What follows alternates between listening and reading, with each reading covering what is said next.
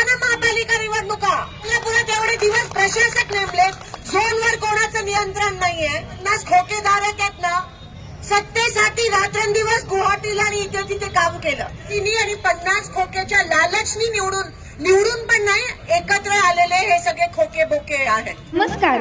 महाराष्ट्रातील विविध क्षेत्रातील बातम्या झटपट आपल्या मोबाईलवर पाहण्यासाठी लगेचच सबस्क्राईब करा राष्ट्रशक्ती लाईव्ह न्यूज आणि सोबत बेल आयकॉन प्रेस करायला विसरू नका.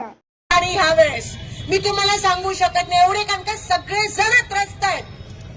कोणाचं भलं होत आहे? अदानी सोडून ह्या देशात कोणाचं भलं होत आहे मला सांगा. तिकडे अदानी पैसे कमावतो, इकडे आपल्याला आपले इलेक्ट्रिसिटी बिल एवढे दुप्पट त्रिप्पट येत आहे.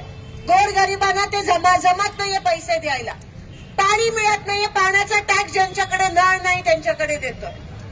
अरे एवढी हिंमत असेल तर घ्या ना महापालिका निवडणुका, का घेत नाहीयेत?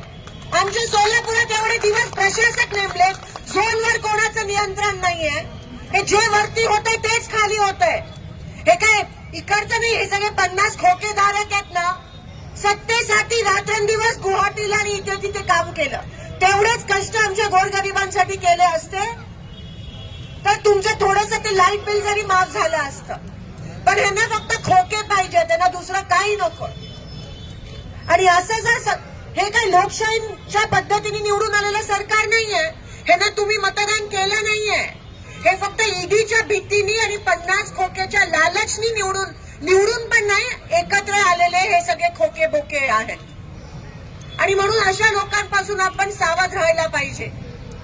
आज आपण या ठिकाणी निषेध करत आहोत कारण का 146 खासदारांचं निलंबन झालं आहे. याच पद्धतीत आपण एकजुटीने लढलं पाहिजे. मला माहितीये काही लोकांना वाटतं की आपण आवाज देऊन काय होणार आहे, हा माणूस त्याला जे करायचं ते करणार आहे, पण तसं नाहीये. कारण का सामान्य लोक बघतात, सामान्य लोकांना पाहिजे, सामान्य लोकांना दुसरा पक्ष पाहिजे, पण आपण त्यांच्या घरोघरी पोहोचणं खूप गरजेचं आहे. आणि म्हणून आता आपली लढाई जरी पूनम गेटपाशी असली तरी उद्यापासून आपली लढाई घरोघरात जाऊन त्या लोकांना साथ देऊन, त्या लोकांना आदर देऊन, त्या लोकांच्या सोबत त्यांचा हात धरून उद्या घरोघरापर्यंत आपली लढाई पोहोचली पाहिजे.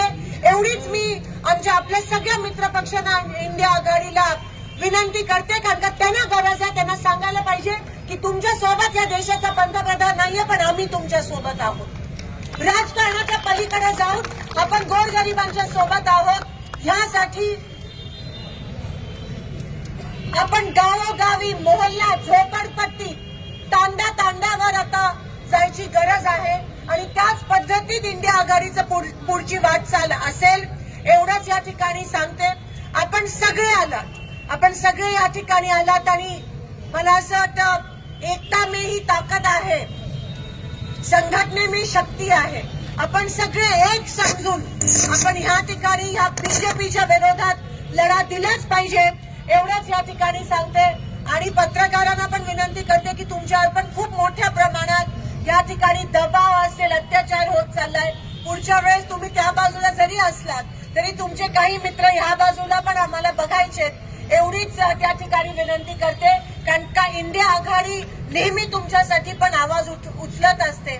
महिलांसाठी असेल, दीन दलित, अल्पसंख्याक, दिव्यांगांसाठी ज्यांचा आवाजच राहिला नाहीये, म्हणजे आज खासदारांचा आवाज दाबतायत, उद्या गोरगरिबांचा आवाज दाबायला हे कमी पडणार नाही. आणि म्हणून ही धोक्याची घंटा आहे. आणि आपण आता जर सावध नाही राहिलो तर हे देश या लोकांच्या हातात जाईल आणि लोकशाही टिकणार नाही. आणि म्हणून कठोरपणे मी या गोष्टीचा निषेध करते आणि इथेच थांबते. धन्यवाद. जय हिंद, जय महाराष्ट्र. मोदी सरकार हाय हाय, मोदी सरकार, मोदी सरकार, मोदी सरकार.